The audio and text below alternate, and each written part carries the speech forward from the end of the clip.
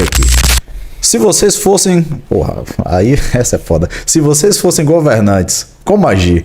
Seria intervencionista para amenizar a influência da guerra ou deixaria a política atual sem interferência? Visão pró-mercado e não política. E aí? Com certeza. Hoje vocês são governantes. Entendi. Com certeza, assim, com menos interferência possível. O Estado não pode estar interferindo na vida das pessoas, nem na vida pessoal das pessoas, nem na vida econômica, né? O Estado não está aí para isso, né? Infelizmente, o Estado ele vive para seus próprios interesses e não para o interesse do povo, né? Então, quanto menos intervencionista o Estado for, melhor ele será, né? Quanto menos intervencionista ele for nas liberdades individuais e nas liberdades econômicas, mais próspero esse país com certeza será, né? Mas essa não é a realidade que a gente tem aqui no Brasil. A gente tem um Estado super interventor em todos os níveis da nossa sociedade, né? Tanto individual como econômico. Depende, Renato, o que você acha? Depende do poder, né? Depende do governante como. Se eu fosse o absolutista supremo, se eu fosse um semideus, eu tivesse poder total, eu ia matar meus inimigos pra deixar os puxa-saco, não é isso que os caras fazem? Então, o país é meu harém, meus escravos, 20 milhões de escravos. Não é isso que o cara fez lá na Coreia do Norte? Você ia deixar de matar seus inimigos?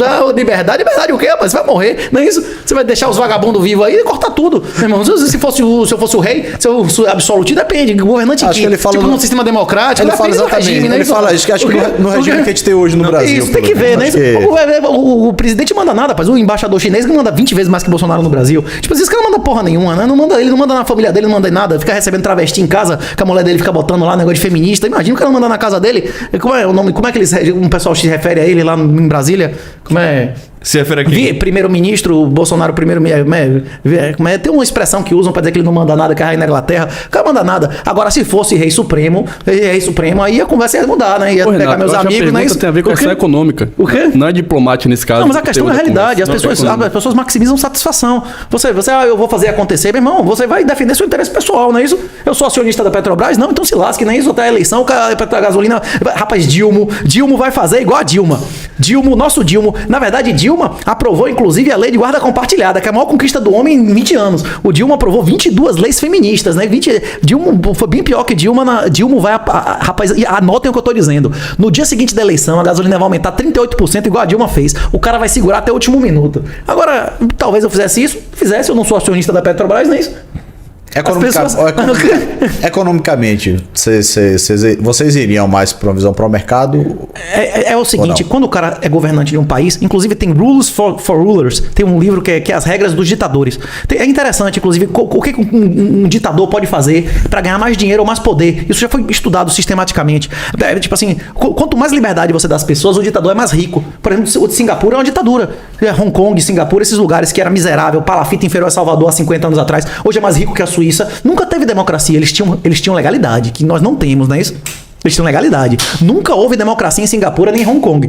Mas voltando, o que traz riqueza não é democracia, o que traz riqueza é legalidade. E os pais fundadores sabiam isso, por isso que referiam à república. Toda vez que você vê no nome de um país democracia, é inferno ditatorial, e como a Alemanha Oriental era democracia, tem democracia na Coreia do Norte. Democracia no nome, mas você já viu que é inferno. Que é inferno comunista, morrer a maioria das pessoas, gulag, miséria. Mas voltando, o ditador, quanto mais riqueza ele propiciar para a população, menos poder ele tem.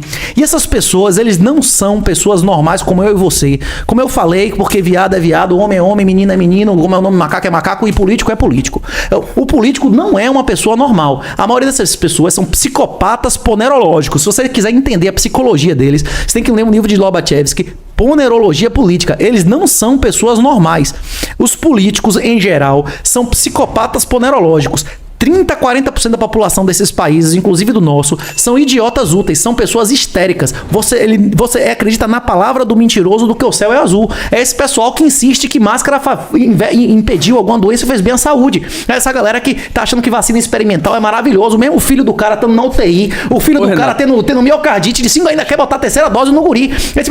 Esse tipo de gente, a psicologia, tem livros, a mentalidade esquerdista também, que a gente explica no livro En Passant. Tem psicólogos, psiquiatras que que já estudaram a cabeça dessas pessoas. Eles não são pessoas normais. Cada pessoa maximiza a satisfação. Pessoas como eu, como você, como o Aron, a gente quer que todo mundo seja mais livre, todo mundo seja mais rico. Eu quero que vocês sejam ricos, porque senão vocês vão querer me roubar, não é isso? Vocês vão querer tomar o que eu tenho. Eu não quero que tenha um sentimento ruim dentro de você. Quando Jesus falou, eu sou a verdade e a vida, é o seguinte: quando você tem mentira dentro de você, quando você mente a você mesmo, você não assume os seus erros, que você é gordo porque você não faz ginástica e come merda, porque você é pobre, porque você não acumula e não trabalhou direito, porque você acreditou na ordem do demônio. Faz o que você tá com vontade, faz o que você gosta, ama na vida. Você vai ser um perdedor, você vai ser um merda, um fracassado. Se você quiser ser um vencedor, você tem que fazer o que você é bom, não o que você tá com vontade de fazer, senão só ia ter prostituta e surfista. Sim, o quê? Assim, voltando, quem vive pra ser feliz serve o demônio. Quem serve a Jesus vive pra ser bom, pra fazer o que é certo, certo? As pessoas que têm algum valor moral acreditam nisso, a gente vai fazer o certo. Só que a maioria das pessoas, elas não têm um valor moral. Quando mandaram escolher entre Jesus e Barrabás, a democracia escolheu quem? O ladrão assassino, não é isso? E Jesus, o rei Jesus crucificado. Ô, Renato, então, permita que eu faça uma citação importante aqui. Okay. É porque dentro de tudo que você está falando, é porque assim, tem muita coisa aí dentro. Eu queria destacar uma coisa. Quando você falou em algum momento aí a questão do Brasil, caso o pessoal não saiba, né, nós três aqui passamos pela dolorosa faculdade de Direito, né? E um dos grandes livros que o estudante de Direito pode ler na vida, até faço essa recomendação ao pessoal, é um livro de, inclusive, um dos fundadores do Partido dos Trabalhadores. E é um excelente livro, um dos melhores livros que eu li na vida, Raimundo Faoro, Os Donos do Poder. E dentro desse livro, ele faz um apanhado histórico, viu, Renato? Desde toda a matriz jurídica que existia em Portugal, a época do descobrimento, e como essa matriz jurídica foi implantada no Brasil, e aquela semente está até hoje aqui, gerando frutos em relação a noções de direito de propriedade. E um outro grande jurista, se não for o mais citado da história da jurisprudência brasileira, chamado Pontes de Miranda, Democracia, Liberdade e Igualdade, os três caminhos, se eu não me engano. É um outro clássico, pouco lido no Brasil. E nesse livro, de um dos juristas mais influentes e mais citados da história da jurisprudência brasileira, ele coloca lá dentro, Renato, quando ele vai, teoricamente, explicar essas três palavras, né, esses três conceitos, essa política, ele pega a igualdade e faz citações de Karl Marx. Igualdade material. E eu volto aqui um pouco na conversa, quando você citou aquela questão do que... Como é que é trilema, o trilema. O trilema, um problema com os três, né? Dos três tem que tirar dois. Toda decisão de investimento, você está escolhendo rápido, barato e seguro. Sempre você está fazendo essa escolha. Você não vai para os extremos. Absolutamente seguro, sem nenhum rendimento, você não precisa de um consultor de investimentos, né?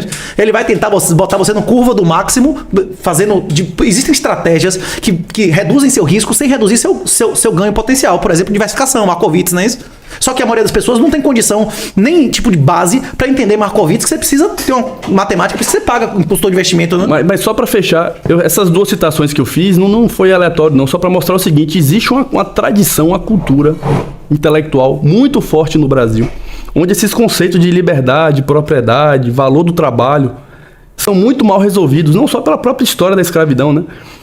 Institucionalmente, e hoje ainda nas faculdades de Direito, essa cultura do concurso público, essa questão dos livros que são citados. Se um estudante de Direito começar a ter o trabalho de ler a lista bibliográfica dos livros que os autores que ele lê na faculdade citam, a esmagadora maioria são autores de esquerda.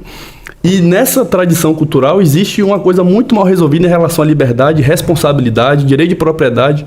Então, assim, não é por acaso que nós estamos aqui hoje discutindo esse tema, porque na história do nosso país essa tradição foi muito mal colocada, e hoje o Brasil é um país pobre, um país com dificuldade, tudo que está citando: corrupção, impunidade, violência, pobreza, dificuldade de a gente ter crescimento econômico em larga escala. E um dos fatores que eu aponto aqui nessa mesa é justamente essa tradição cultural terrível. Para eu conseguir ter acesso a livros de liberalismo, livros de libertarianismo, eu demorei anos. Inclusive, tive que conhecer pessoas, inclusive os dois são aqui, duas pessoas importantes na minha formação intelectual, que me apresentavam autores que eu nunca tinha ouvido falar, mesmo eu tendo acesso à internet, mesmo eu estudando, lendo lista bibliográfica. Então, assim, não é por acaso que nós estamos onde estamos, entende? Então, assim, esse parêntese que eu fiz foi só para meio que explicar mais ou menos o porquê de ser isso que você está falando aí. Essa coisa dessa cultura mal resolvida no Brasil. E aqui eu fecho o parêntese e volto ao que você estava falando.